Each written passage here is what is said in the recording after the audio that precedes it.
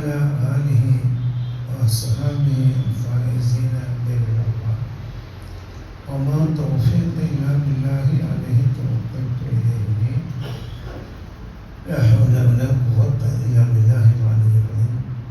എൻ്റെ ഏറ്റവും ബഹുമാനവും സ്നേഹമുള്ള നമ്മുടെ ഹത്തീബ് മുനീർ സഹദി, മറ്റുപോലെയുള്ള ഖാനിബീങ്ങൾ, മുഅല്ലിം സുഹൃത്തുക്കൾ,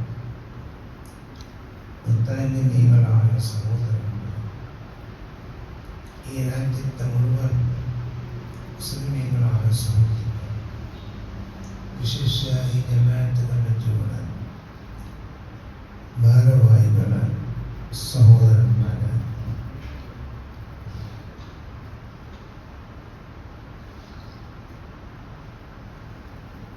അല്ലാഹുവിന്റെ അനുഗ്രഹത്താൽ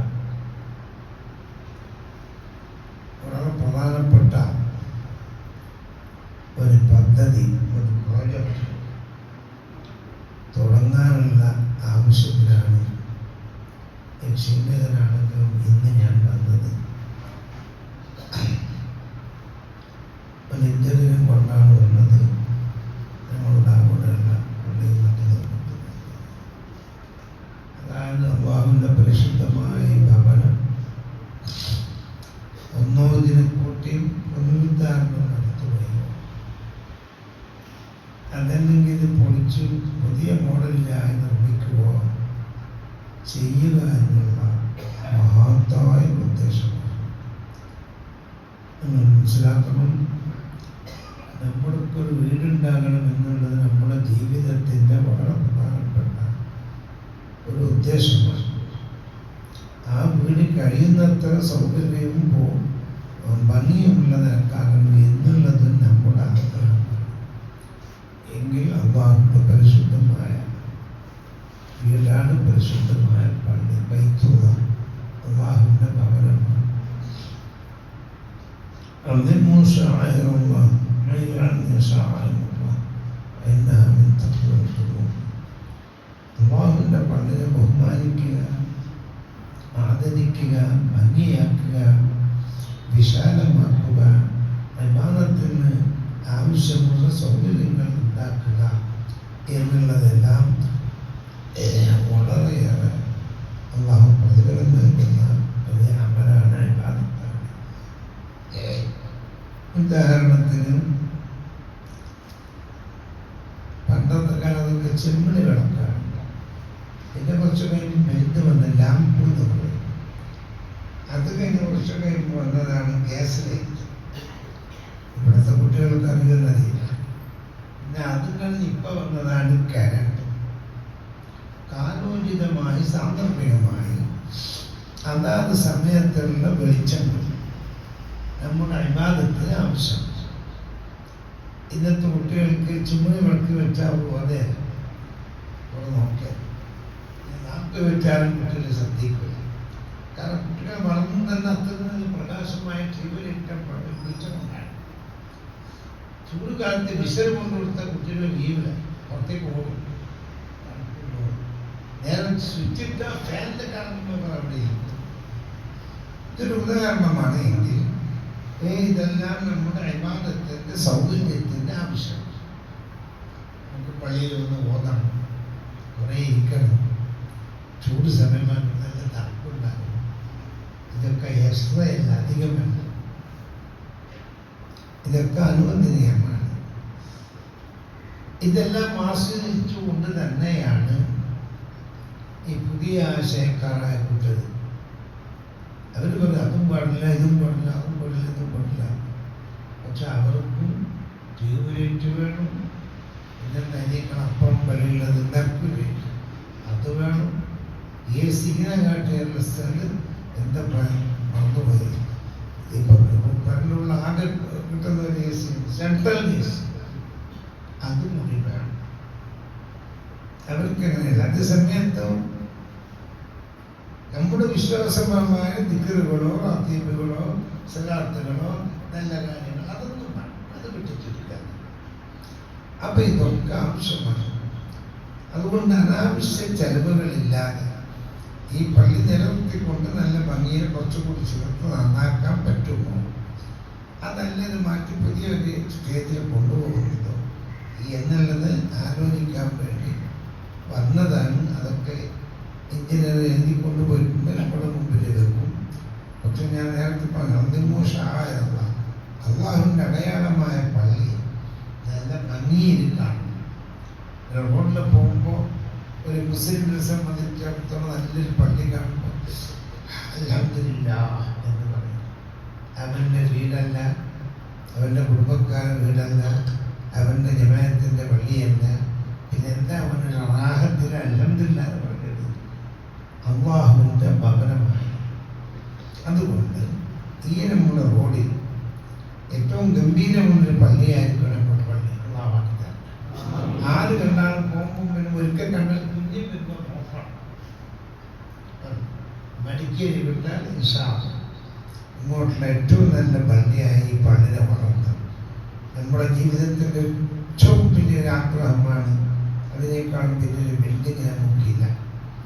അതുപോലെ എത്ര പണക്കാരനായ, എത്ര ഫക്കീറായാലും, എത്ര ദോഷിയായാലും, എത്ര വലിയ ആലിമായാലും, തങ്ങളായാലും ഈ പള്ളിപ്പറമ്പിലാണ് നമ്മുടെ അന്ത്യ വിശ്രമം. ഇവിടെ എല്ലാവരും പോകാൻ. ഉദാഹരണത്തിന് നമ്മളൊരു പതിയിൽ താമസിക്കുന്നു, പിന്നെ മാറി ആ പുര കൊടുക്കുന്നു, ഒരു തോട്ടം മുക്കുന്നു, അത് മാറി പിന്നെ ഇങ്ങനെ വരുന്ന ഇവിടെ വന്ന് കിടന്നാൽ മാറാനില്ല. ഇവിടെ നിന്ന് നേരെ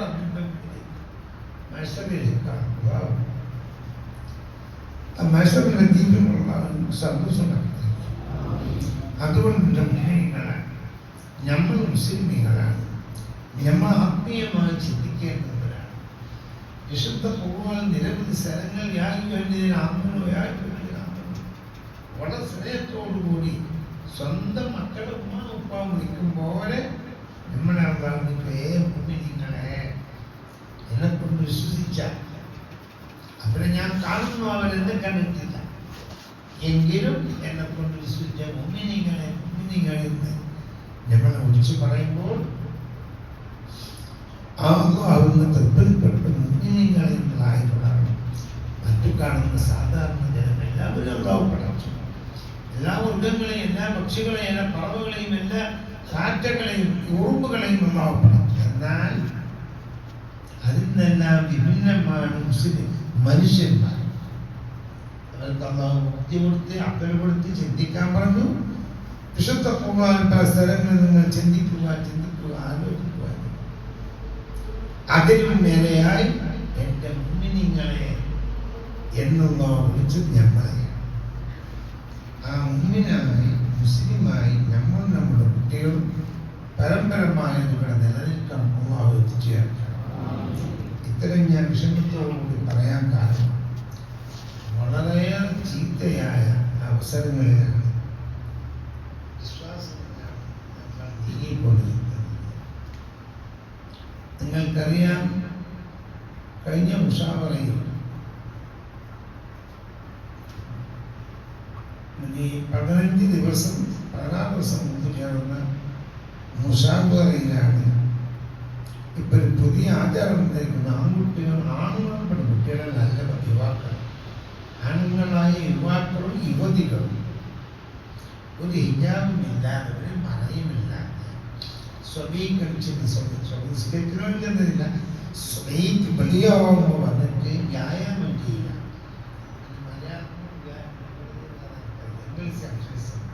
അള്ളാഹുവിൽ എന്തോ ആയിപ്പെട്ട നിങ്ങൾക്കറിയുന്ന ഭാഷ രാവിലെ ഓട്ടോ ചാപ്പാൻ പറയാം. നിങ്ങളുടെ ഭാഷയിൽ അർത്ഥം പറ്റാറിയാം. വ്യായാമം ചെയ്യുക എന്നുള്ളത് ഇത് 5 പുരുഷന്മാരുടെ സ്ത്രീയും ഒന്നിച്ച് ചെയ്യുന്നത് ശരിയാണ്. ഒരാൾ കാണിച്ചു, പിന്നെ പെണ്ണങ്ങനെ ആക്കാൻ പറയും, പിന്നെ ഒരു പെണ്ണാൻ ചുട്ടുള്ളാൻ പറയും. ഇത് അനുവദനീയമല്ല, അശറയിൻ്റെ അടുക്കും അതിനെതിരാണ് എന്ന് പ്രഖ്യാപിച്ചു സമസ്ത കേരളത്തിലെ വിദ്യാഭ്യാസം. അതിനെ എല്ലാവരും അംഗീകരിച്ചു. മുജാഹിദുകളും സാക്ഷികളും ലീഗുകാരും എല്ലാവരും. പക്ഷേ അനുഭവിച്ചാൽ പല നടപ്പിൽ വരുത്തണമെന്നാണ് മറ്റൊരു സമസ്തയുടെ പ്രസിഡന്റ് ഞങ്ങൾ ഏറ്റവും പ്രിയപ്പെട്ട അതുകൊണ്ട് കുറേ ഫിത്തന അരിമിങ്ങനെയും ഷാദിങ്ങളൊക്കെ പറഞ്ഞുകൊണ്ടുണ്ട്. ആയിക്കോട്ടെ, നമ്മളെ പണി നമ്മൾ മറ്റൊരു നോക്കുമ്പോൾ കുറെ പെൺകുട്ടികൾ പറയുന്നു ഇസ്ലാമിൽ ഇവരെ നിയന്ത്രണം, നിയന്ത്രണത്തിൽ എന്നൊക്കെ പറയാൻ നമുക്കറിയില്ല. കൺട്രോൾ, ഇവിടെ കർശനമായ കൺട്രോളുണ്ട്. പെണ്ണുങ്ങൾ എങ്ങനെ പോകണം, ഇങ്ങനെ ഡ്രസ് ധരിക്കണം, ഇങ്ങനെ അവിടെ പോകണം. അങ്ങനത്തെ ഇസ്ലാമാണ് ഞങ്ങളില്ല. അപ്പം തന്നെ പോയി നോക്കുന്നത് അങ്ങനത്തെ ഇസ്ലാം ഞങ്ങൾക്ക് വേണ്ട എന്ന് പറയുന്ന മുസ്ലിം പെൺകുട്ടികളും വളർന്നു. മറ്റൊരു ഭാഗത്ത് ചെറിയ കുട്ടികൾ വരെ മയക്കുമരുന്നിൻ്റെ അടിമകളായിക്കൊണ്ടിരിക്കുന്നു. കുട്ടികൾ വളർന്നു വരുന്നു, അതിന് മുസ്ലിം കുട്ടികളും ചേരുന്നു. ഉമ്മാനും ഉപ്പാനും കുത്തിക്കൊല്ലുന്നു, കുട്ടിയെ പിടിക്കുന്നു. പിന്നെ അവസാനം പോലീസ് പരിശോധിക്കാനാക്കുന്നു. പരിശോധന കഴിഞ്ഞുവെന്ന് പറയുന്നു അതിനൊന്ന് കേസെടുക്കാൻ പറ്റും, മയക്കുമരുന്ന് പിടിച്ചതായി ഓർമ്മയില്ല, ഭ്രാന്തനായിട്ട് കുട്ടിയതാണ്. ഈ അവസ്ഥയിലേക്കെല്ലാം നീങ്ങുമ്പോൾ നമ്മുടെ ചെറുപ്പക്കാർ, നമ്മുടെ കുട്ടികൾ അതിലേക്ക് ആദർശമായി വരുന്നത് സൂക്ഷിക്കണം. ഇവിടെ എല്ലാം നിങ്ങൾ പത്രത്തിനൊക്കെ അറിയില്ല. ഞങ്ങൾ കേരളത്തിൽ എല്ലാ പത്രങ്ങളും, എനിക്ക് 3 പത്രം വരുന്നു ഫ്രീ ആയിട്ട്, കാസർഗോഡത്തിന് വേണ്ടി ഫ്രീ ആയിട്ട്. ഒന്ന് നമ്മുടെ സമസ്തന്റെ, പിന്നെ നമുക്കെതിരുള്ള സമസ്തന്റെ, പിന്നെ മുസ്ലിം ലീഗ്. തങ്ങളെ വായിക്കുന്നത് അവർ നല്ലത് എല്ലാവരും വായിക്കട്ടെ. എല്ലാ പത്രവും നോക്കിയാൽ ചെറിയ ചെറിയ 5-10 വയസ്സ് 5ാം ക്ലാസ്സിൽ പഠിക്കുക, അതായത് പ്രൈമറി സ്കൂൾ എന്ന് പറയും, LP school, UP school, high school, degree college, LP school, ചെറിയ ക്ലാസ് പഠിക്കുന്ന സ്കൂളിൽ എത്തിനാണ് ഇതിനെ പിടിച്ചത്. അവിടെ ഞാൻ വിളിക്കാൻ പേര് മനസ്സിലാക്കണം. മനസ്സിലാക്കണം ചെറിയ പിഞ്ചു മക്കളെ നമ്മൾ സ്കൂളിൽ മനസ്സിലാക്കിയിട്ട് അവർക്ക് ഇതിൻ്റെ അടിമകളായിട്ടാണ് വീട്ടിലേക്ക് വന്നത്. 3-4 ആയിരിക്കും പിന്നെ അവർക്ക് ആകർഷണം, ടേസ്റ്റ് വേണം.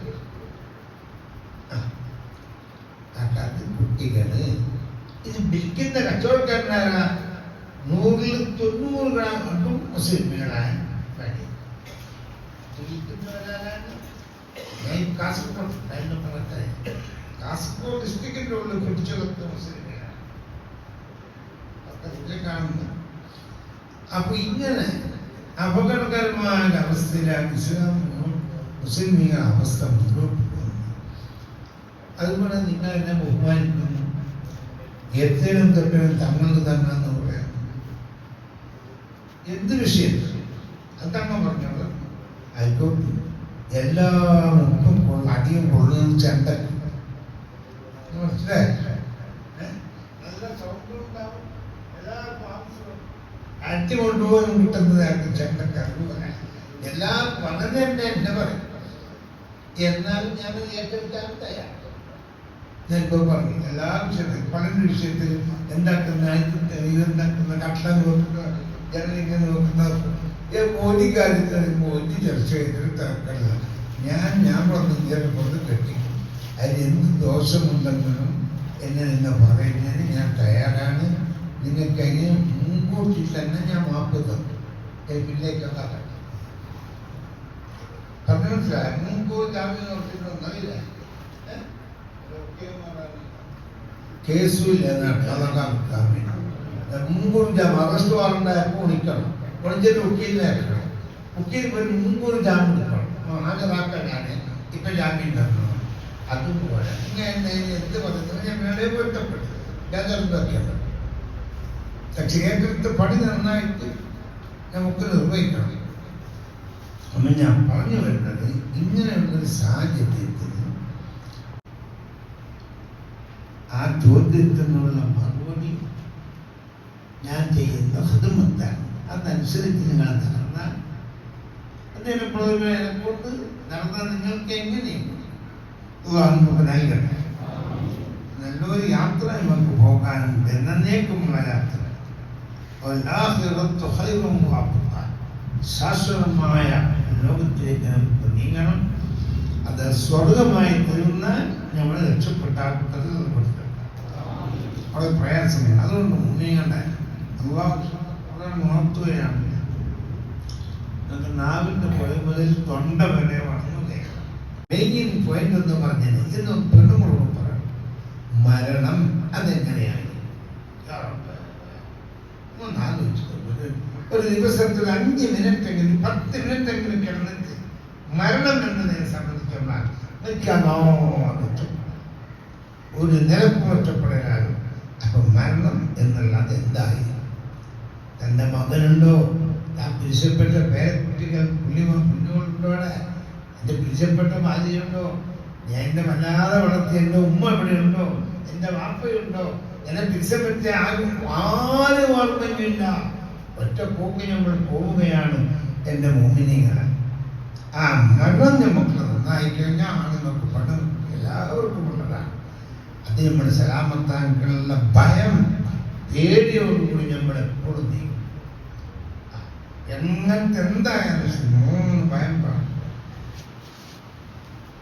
ഒന്ന് നമ്മുടെ സകലാർത്ഥങ്ങളുടെ അവസാനം എങ്ങനെയാണ് ഞാൻ ഈ പറയുന്നത്.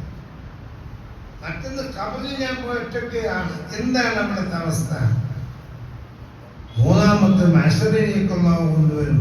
അവിടെ വിചാരണ ചെയ്യും. എന്നിട്ടൊന്നോ സ്വർഗം അല്ലെങ്കിൽ നരകം. അവിടെ എന്തായിരിക്കും സ്ഥിതി? ഈ 3 ഓർമ്മ അതങ്ങനെ ഇതെല്ലാം മുഴുവൻ 65 വയസ്സിൽ ചെയ്യും കഴിയും. നമ്മള് 10-15 വയസ്സുകളാക്കളായിട്ട് പോയി. ഒരു വിദ്യാർത്ഥി ഉറക്കു 15 വയസ്സ് 16 വയസ്സ് പിന്നെ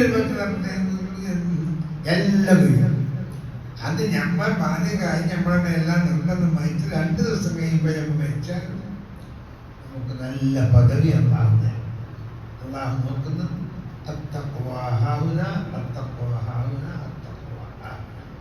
നമ്മുടെ കൽബ് എന്താണോ അത് അള്ളാഹു ചെയ്യുന്നത്. ഒരു ഉദാഹരണം പറഞ്ഞോ, ഒരു 10-60 കൊല്ലം ഹിന്ദു അമുസ്ലിമായ ഒരാൾ, മുസ്ലിം അല്ലാത്ത ഒരാൾ, എത്ര കൊല്ലം? ഒരു 60 കൊല്ലം. 61-ാമത്തെ കൊല്ലത്തില് അയാൾക്ക് അല്ലാഹു ഹിദായത്ത് നൽകി. അയാൾ അശ്ഹദു അൻ ലാ ഇലാഹ ഇല്ലല്ലാഹ് വഅശ്ഹദു അന്ന മുഹമ്മദുർ റസൂലുള്ളാഹ് എന്ന് പറഞ്ഞു. അപ്പൊ എന്തായി? മുസ്ലിമായി അല്ലേ? മുസ്ലിമായി. പിറ്റേന്ന് അയാൾ മരിച്ചു. അയാൾ എന്താ ഇസ്ലാമിന്റെ നിയമമനുസരിച്ച് കഫൻ ചെയ്യണം. മുസ്ലിമീങ്ങളെ മറക്കിടക്കുന്ന മുസ്ലിമീങ്ങളെ പള്ളിയിൽ കൊണ്ടുവന്ന് മയ്യത്ത് നിസ്കരിക്കണം. മുസ്ലിമീങ്ങളെ മറക്കിടക്കുന്ന ദഫൻ ഭൂമിയിൽ അവരെ മറക്കിടക്കണം. എന്താ അങ്ങനെ വരാൻ കാരണം? ഈ 60 കൊല്ലം ഇസ്ലാമിനെതിരായ അമുസ്ലിമായ അവിശ്വാസം അവരുടെ മുഴുവനുള്ള ബന്ധപ്പെട്ടു പോയി. അശ്ഹദു അല്ലാ ഇലാഹ ഇല്ലല്ലാഹ് വഅശ്ഹദു അന്ന ആള് മാറി. അന്നത്തെ കാഫിറിൽ അന്നത്തെ ക്രിസ്ത്യാനിന്റെ പറയാൻ പാടില്ല.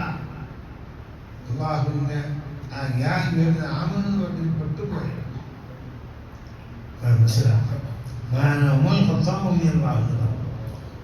ഇസ്ലാമിന്റെ കഠിന ശത്രുവാണ്.